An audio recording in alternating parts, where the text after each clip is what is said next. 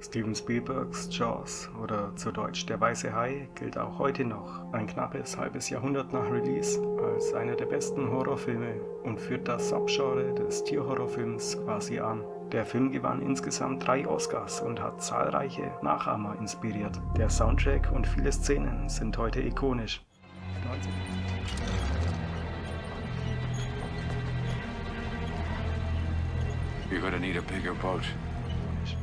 1974 war das Jahr, in dem Der weiße Hai gefilmt wurde. Am 26. Juli des Jahres wurde in den Race Point Dunes in Provincetown, Massachusetts, die unidentifizierte Leiche einer Frau gefunden. Die Leiche befand sich in einem schlechten Zustand und die Arme der Leiche waren abgetrennt. Möglicherweise da der Killer somit die Identifizierung verhindern wollte. Und das hatte leider Erfolg, denn die Identität der Frau war für 48 Jahre unbekannt. Die Leiche der Frau wurde wie gesagt am 26. Juli 1974 gefunden. Ein Jahr später kam Der weiße Hai in die Kinos.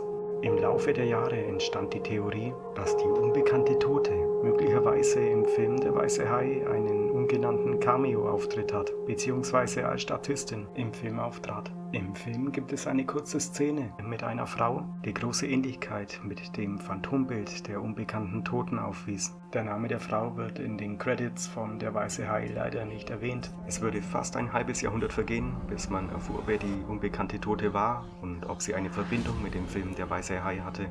Die Leiche der Frau wurde schließlich nur 160 Kilometer von dem Ort, an der Der weiße Hai gedreht wurde, gefunden. Die Ähnlichkeit zwischen Phantombild und der Szene der Frau im Film ist definitiv vorhanden. Achtet mal auf die Ähnlichkeit der Kopfbedeckung auf diesem Phantombild. Die Leiche der Lady of the Dunes wurde im Laufe der Jahrzehnte mehrere Male exhumiert. Am 31. Oktober 2022 gab die FBI-Außenstelle in Boston bekannt, dass die Lady of the Dunes nach 48 Jahren endlich identifiziert wurde.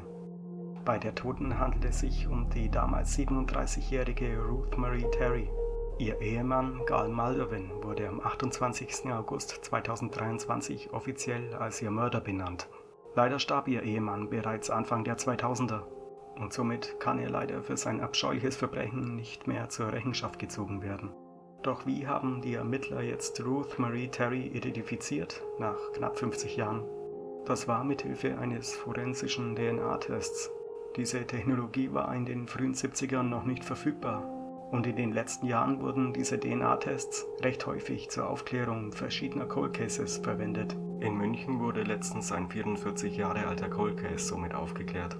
Doch ist die Lady of the Dunes wirklich die Frau, die diesen kurzen Statistenauftritt in Der weiße Hai hat? Ist das Ruth Marie Terry?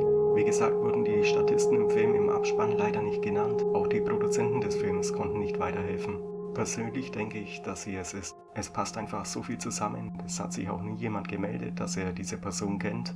Und ja, ich fand dieses Thema echt interessant und ich hoffe, euch hat es gefallen. Und wenn ihr das nächste Mal diesen Filmklassiker ansieht, denkt daran, dass dies möglicherweise die letzten Aufnahmen einer jungen Frau sind, der kurz darauf auf bestialische Weise von ihrem eigenen Ehemann ihr Leben genommen wurde.